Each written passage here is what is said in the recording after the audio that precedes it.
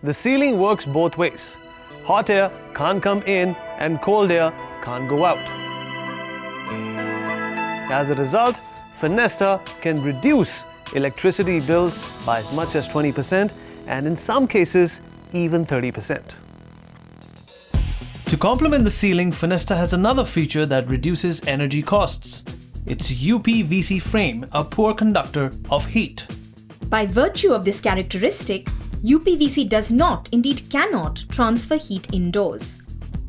In contrast, aluminium is a good conductor of heat, raising room temperatures, which only means an air conditioner has to work that much harder to cool down a room fitted with aluminium windows, consuming more energy in the process and raising energy costs unnecessarily.